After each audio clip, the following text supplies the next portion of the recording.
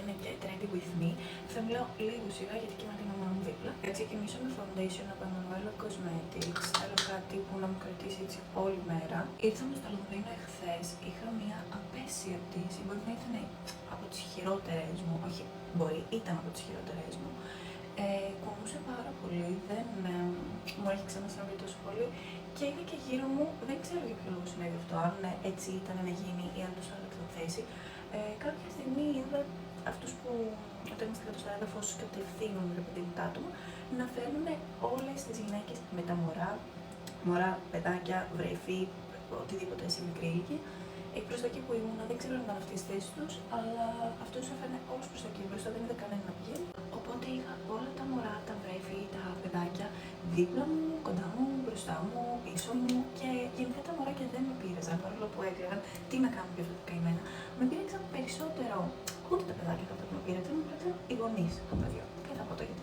Δεν μπορώ όταν βλέπω γονείς να ενθαρρύνουν, δεν ξέρω πώς να το εξηγήσω, τα παιδιά τους να κάνουν φασαρία όταν βλέπουν ότι τα παιδιά τους τραβάνε τα μαλλιά, χτυπάνε. Γενικότερα έχουν έτσι μια λίγο ένταση παραπάνω, ειδικά στον ξένο κόσμο και δεν λένε τίποτα, αντίθετα γελάνε. Τέλος πάντων, δεν ξέρω πώς είναι να είσαι μάνα, γιατί δεν είμαι, αλλά δεν νομίζω ότι θα άφηνε και ποτέ το παιδί μου να τρέχει πανικόβλητο σε όλο το διάδρομο, αναπλώντας όλους τους υπόλοιπους απλά για να ξεκουραστώ εγώ. Τέλος πάντων, ποτέ μιλές σε μεγάλες κουβέντες, γιατί ποτέ δεν ξέρεις πώς θα φέρνει η ζωή. Απλά λέμε τώρα. Φτάσαμε βέβαια και αργά, η πτήση μας ήταν 3,5 ώρα, αλλά έφυγε 4 παρά, κάπου τόσο. Οπότε είχαμε έτσι μια πολύ μικρή καθυστέρηση. Φτάσαμε βέβαια στην ώρα που ήταν να φτάσουμε, δεν ξέρω πώς έγινε αυτό.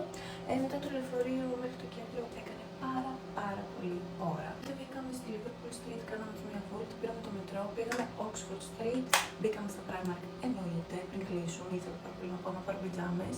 Εν τέλει δεν πήρα, πήρε η μαμά μου αυτές που φοράω τώρα. Δεν θα τις δείξω, δεν μου άρεσαν, μπορεί να τις πάρω κι εγώ.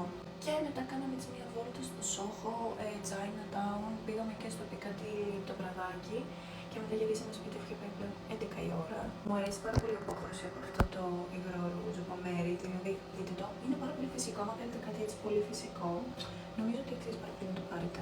Έβαλα και την πούδρα μου από Huda, έχω αυτήν εδώ την ντούμη, σας δείχνω το χαζό τον έχει. Σήμερα το πρόγραμμα έχει αρκετά πράγματα. Δεν ξέρω πότε θα το προλάβουμε.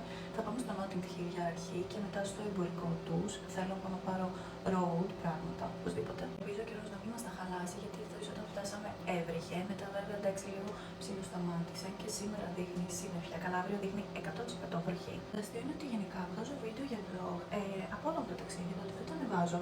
Δεν έχει να κάνει, δηλαδή ακόμη δεν έχω ανεβάσει το vlog από τη Λίμνη-Κόμο. Το έχω κάνει ένα ψηλό edit, δεν έχω βάλει ακόμη τη φωνή. Αλλά θα ανέβει και αυτό κάποια στιγμή. Όταν είμαι στο Λονδίνο, ειλικρινά είμαι αυτό το κοριτσάκι που τον έχω πλέει. Ό,τι βλέπω το θέλω. Είναι ακριβώς αυτό. Κυριολεκτικά, ό,τι βλέπω θέλω να το πάρω. Εντάξει, δεν μπορώ. Νομίζω ότι το αγαπημένο πράγμα στο μακιγιάζ πλέον έχει γίνει το highlighter στην μύτη. Δηλαδή, μέχρι ότι κατευθύνω την κάνει έτσι πολύ. Έβαλα και τα δύο μου setting spray, βάζω πρώτα αυτό και μετά αυτό. Μου αρέσουν πάρα πολύ γιατί νιώθω και αυτό. Έτσι μου κάνει λίγο τις πούδρες, σαν να μου τις λιώνει και να μου δίνει αυτό το glow. Και αυτό έρχεται από πάνω, τα κολλάει και δίνει ακόμη περισσότερο glow. Δηλαδή, δείτε λίγο το πρόσωπο μου. Και είμαι τελείως έτοιμη. Φιλάκια πολλά.